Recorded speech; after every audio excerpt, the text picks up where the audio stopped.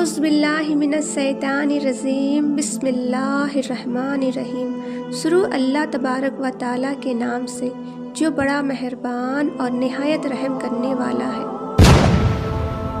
ایمان کی خاطر اپنی جان قربان کرنے والی ایک دلیر خاتون جس نے موسیٰ علیہ السلام کی پرورش کی اور بچپن میں انہیں فرعون کے ظلم زبر سے بچایا، لیکن جب اس خاتون نے اللہ پر ایمان لایا تو فرعون نے اس کے ساتھ کیا سلوک کیا اور ایسا کیا ہوا کہ اس خاتون کو دنیا کی عظیم ترین عورت کا لقب دیا گیا۔ ان تمام سوالوں کے جواب آج کی اس ویڈیو میں ہم آپ کو بتائیں گے، لہٰذا آپ سے گزارش ہے کہ ویڈیو کو اینڈ تک ضرور دیکھیں۔ ویڈیو کو لائک اور چینل کو سبسکرائب کرتے ہوئے نوٹیفیکیشن بیل کو ضرور دبائیں تاکہ میرے سبھی آنے والے ویڈیو کی نوٹیفیکیشن آپ کو آسانی سے مل سکے۔ فرعون مصر کا ایک ظالم و جابر بادشاہ تھا۔ اس نے مصر میں آباد قوم بنی اسرائیل کو غلام بنا رکھا تھا اور ان پر ظلم کے پہاڑ توڑتا تھا۔ فرعون نہایت مغرور بادشاہ تھا اور خود کو لوگوں کا خدا اور رازق کہلاتا تھا، لیکن کسی میں بھی اتنی ضرورت نہ تھی کہ فرعون کی مخالفت کر سکے۔ لہٰذا اللہ نے فرعون کے خاتمے کا ارادہ کیا تو بنی اسرائیل میں حضرت موسیٰ علیہ السلام کی پیدائش ہوئی۔ جب موسیٰ علیہ السلام کی پیدائش ہوئی تو ان دنوں فرعون نے اپنی سپاہیوں کو یہ حکم دے رکھا تھا کہ بنی اسرائیل میں جو لڑکا بھی پیدا ہو اسے قتل کر دیا جائے۔ لہٰذا اس مصیبت اور آفت کے دور میں مجبوراً موسیٰ علیہ السلام کی والدہ نے آپ کو ایک صندوق میں رکھ کر صندوق کو مضبوطی سے بند کر دیا اور اسے دریائے نیل میں ڈال دیا۔ دریا سے نکل کر ایک نہر فرعون کے محل کے نیچے بہتی تھی۔ اللہ کی قدرت یہ ہوئی کہ یہ صندوق دریائے نیل سے بہتے ہوئے اس نہر میں چلا گیا۔ اس وقت نہر کے کنارے فرعون کی بیوی آسیہ بنت مزاحم بیٹھ کر نہر کا نظارہ کر رہی تھی۔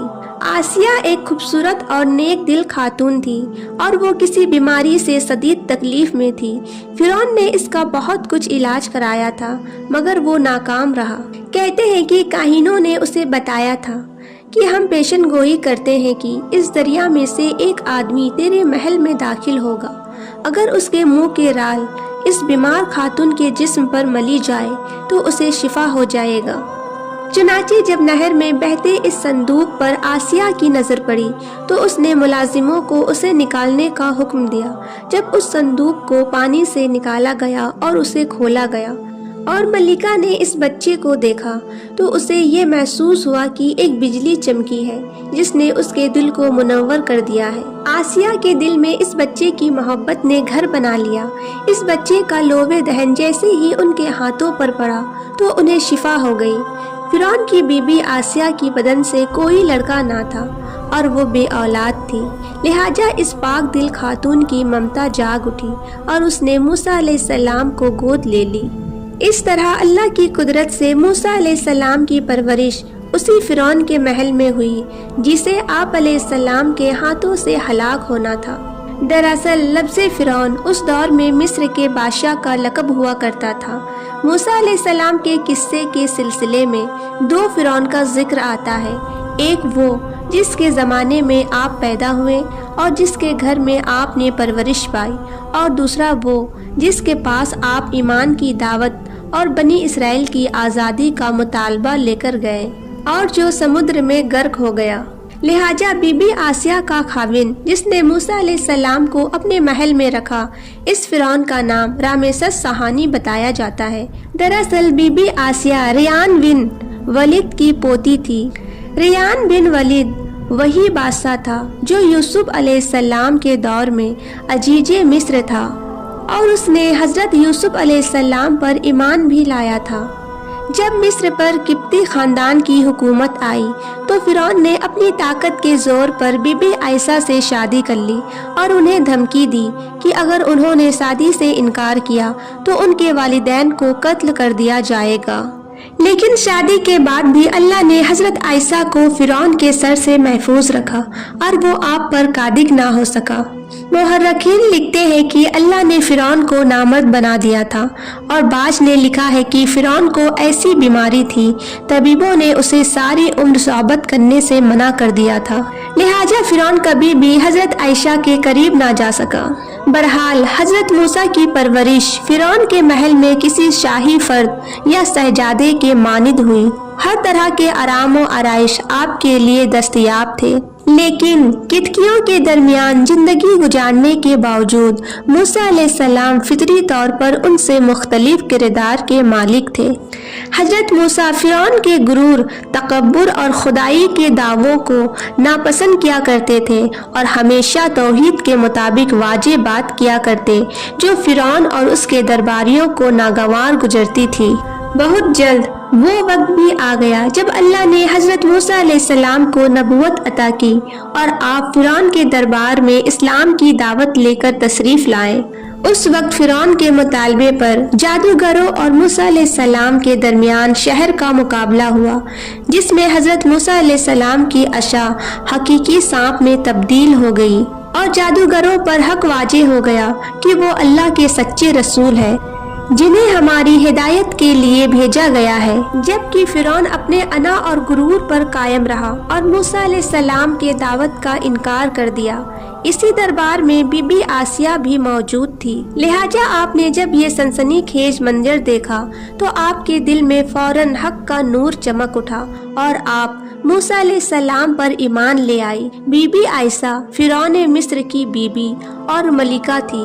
आपके पास मालो दौलत की कसरत थी, लेकिन इसके बावजूद आप गुरूर तकब्बुर का शिकार नहीं थी, बल्कि आपका दिल गरीबों की मोहब्बत से सरसार और उन पर सबकते मेहरबानी के जज्बे से मामूर था। आप दिल खोलकर उन पर सदका और खैरात किया करती थी। इसी वजह से आपको उम्मुल मस्कीन यानी कि मस्कीनों की माँ भी कहा जाता है, क्योंकि बीबी आसिया अपने शौहर की मजालिम को भी खूब जानती थी। इसलिए आपने ईमान का इजहार ना किया और छुप छुपा कर एक अल्लाह की इबादत किया करती और अल्लाह से ये दुआ करती कि अल्लाह मुझे फिरौन और उसके अमल से निजात दे, मैं उसकी कुफरिया हरकतों से बेजार हूँ। हजरत आसिया खुफिया तौर पर मूसा अलैहिस्सलाम के खुदा की इबादत करती और दुआ व इस्तगफार में मशगूल रहती। यहाँ तक कि फिरौन को एक दिन आपके ईमान लाने की खबर हो गई। उसने एक रोज अपने दरबारियों से कहा, क्या तुम लोगों को मेरी बीबी की कुछ खबर है? तुम लोग उसके मुतालिक क्या जानते हो? सब ने बीबी आसिया की बड़ी तारीफ की और उनकी भलाइयाँ बयान की। फिरौन ने कहा, क्या तुम लोगों को नहीं मालूम वो मेरे सिवा दूसरे खुदा को मानती है? लिहाजा फिरौन ने हजरत आसिया को दरबार में बुलाया और उनसे दरियाफ्त किया कि तू किसे अपना माबूद मानती है। हजरत आसिया ने दिलेरी और जज्बे ईमानी से जवाब दिया कि मैं मूसा की रब पर ईमान रखती हूँ, जो मेरा, तेरा और हम सब के खुदा है। फिरौन इस बेबाक जवाब पर गजबनाक हो गया और बहुत जल्द पूरे शहर में इस बात की शोहरत हो गई कि फिरौन की बीबी और मलिका ने फिरौनी तौर तरीके को ठुकराते हुए दीने मूसा कबूल कर लिया है। पहले तो फिरौन ने बीबी आसिया को समझा बुझाकर, तरकीब दिलाकर और डरा धमकाकर मूसा अलैहिस्सलाम के दिन को छोड़ने को कहा, लेकिन जब उसने हजरत आयशा के चट्टान जैसे मजबूत ईमान और जज्बे को देखा तो उसने जुल्म बर्बरियता से काम लेने की ठान ली। फिरौन ने अपने अहलकारों को हुक्म दिया कि आसिया को तपते हुए रेगिस्तान की धूप में लिटा दिया जाए। लिहाजा आपको शदीद गर्मी में रेत के तपते मैदान में छोड़ दिया गया। फिरौन उस जगह दौरा करता रहा और कहता रहा कि अब तू बाज आ जा, अगर तूने मेरी बात मान ली तो महल की शाही जिंदगी और आरामो आराइश तेरी मुंतजिर है। मगर हजरत आसिया पर इसका कोई असर ना हुआ, क्योंकि आपको जन्नत के उस लाभहानी मोहल्लात पर ईमान था जो अल्लाह ने उसे अता करने का वादा किया था। जब फिरौन ने हजरत आसिया की साबित कदमी को देखा तो उसने आपको शहीद करने का फैसला कर लिया। उसने अपने सिपाहियों को हुक्म दिया कि बड़ी से बड़ी चट्टान कहीं से उठा लाओ और आसिया को चिट लिटाओ और वो चट्टान उस पर गिरा दो। जब ये लोग पत्थर लाए और हजरत आसिया को लिटाया गया तो आपने आसमान की तरफ निगाहें उठाई तो परवरदिगार ने हिजाब हटा दिए और जन्नत को वहाँ से जो महल उनके लिए बनाया गया था उसे उन्होंने अपनी आंखों से देख लिया। آخر کار اس پتھر کو آپ پر گرا دی گئی اور آپ کی روح پرواز کر گئی۔ حضرت آسیہ کے فضائل احادیث مبارک میں کچھ ان الفاظ سے آئے ہیں۔ رسول اللہ صلی اللہ تعالی علیہ وسلم نے فرمایا، مردوں میں سے تو بہت سے درجے کمال تک پہنچے، لیکن عورتوں میں سے سوائے فرعون کی بی بی آسیہ اور عیسیٰ علیہ السلام کی والدہ مریم بنت عمران کے اور کوئی عورت درجے کمال تک نہیں پہنچی۔ اسی طرح ایک اور روایت میں آتا ہے کہ آپ صلی اللہ تعالی علیہ وسلم نے فرمایا کہ جنتی عورتوں میں سب سے افضل خدیجہ بنت خویلد، فاطمہ بنت محمد اور فرعون کی بی بی آسیہ بنت مزاحم اور عیسیٰ علیہ السلام کی والدہ مریم بنت عمران ہے۔ ایک روایت میں آتا ہے کہ بی بی آسیہ کا نکاح جنت میں حضرت محمد صلی اللہ تعالی علیہ وسلم سے ہوگا۔ لہٰذا روایت ہے کہ رسول اللہ صلی اللہ تعالی علیہ وسلم نے فرمایا، جنت میں میرا نکاح مریم بنت عمران، موسیٰ کی بہن کلثوم اور فرعون کی بی بی آسیہ کے ساتھ ہوگا۔ ہم نے دیکھا کہ حضرت آسیہ ایسی حکومت کے ساتھ، ایسی دربار کے اندر، اس قدر مال و دولت، اطاعت گزار غلام اور کنیزوں کے ساتھ میں ایک بہترین زندگی تھی، لیکن انہوں نے حق کو قبول کیا اور موسیٰ علیہ السلام کے دن پر ایمان لے آئی، حالانکہ انہیں معلوم تھا کہ ایمان لانے کی وجہ سے ان کی تمام خوشیاں، مقام اور منصب چھین سکتی ہے، یہاں تک کہ جان بھی جا سکتی ہے، لیکن آپ نے حق کو قبول کیا اور اپنے گزشتہ اعمال پر توبہ کر لیا۔ بلا صبح توبہ کرنا اور ایمان پر مضبوطی سے قائم رہنا کوئی آسان عمل نہیں، لیکن جو شخص بھی اس دنیا کے مشکلوں سے گزر کر اللہ کی اطاعت کرے گا